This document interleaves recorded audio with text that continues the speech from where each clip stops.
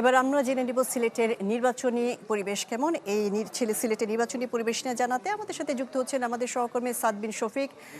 সাদ, আপনি যেখানে আছেন বেশ জনবহুল এলাকা মনে হচ্ছে, নিশ্চয়ই মানুষজনের সাথে কথা বলেছেন। এইবারে নির্বাচন নিয়ে সিলেটবাসীর মধ্যে আগ্রহ কেমন দেখতে পাচ্ছেন? আইন শৃঙ্খলা পরিস্থিতি কেমন?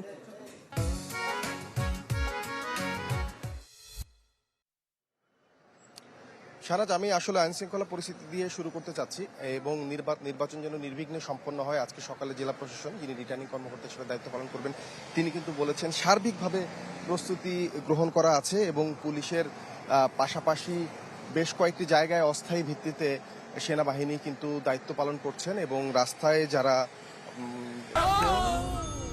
ডেন্টিস্টের পরামর্শ নাও, নতুন কোলগেট অ্যাক্টিভ সল্ট। বিভিন্ন জায়গায় গাড়ি নিয়ে যাতায়াত করছেন, তারা কিন্তু আটকে জিজ্ঞাসাবাদ করছেন, তাদের তল্লাশির মুখোমুখি হতে হচ্ছে।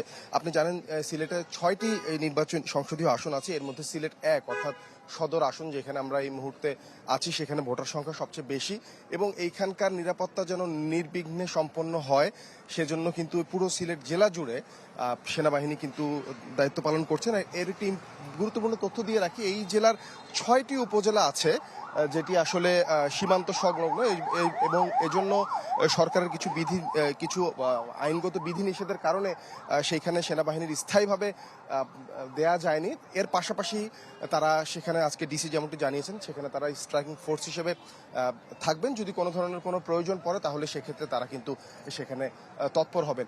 সব মিলিয়ে এই জেলার ভোট যেন নির্বিঘ্নে সম্পন্ন হয়। আপনি বলছিলেন বেশ বড় জেলা এবং অনেক ধরনের হিসাব নিকেশ আছে, বেশ কয়েকটি আসনে শক্ত প্রতিদ্বন্দ্বিতা হবে এবং গত 2-1 দিন ধরে যেমন আমরা খবরাখবর পাচ্ছিলাম, সেখানে কিন্তু প্রার্থীরা একে অপরের বিরুদ্ধে বিভিন্ন ধরনের অভিযোগ রিটার্নিং কর্মকর্তার কাছে জমা দিয়েছেন। সব মিলিয়ে নির্বিঘ্নে যেন আগামীকালকের ভোট সম্পন্ন হয় সেটি নিশ্চিত করার জন্য তৎপরতা চলছে।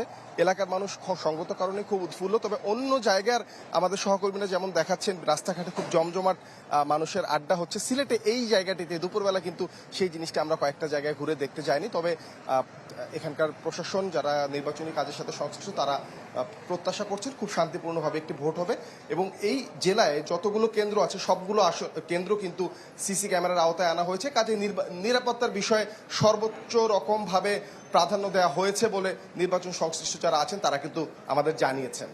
জি, সাদ বিন শফিক, আপনাকে ধন্যবাদ। সিলেট থেকে নির্বাচনী পরিবেশ নিয়ে জানাচ্ছিলেন আমাদের সহকর্মী সাদ বিন শফিক।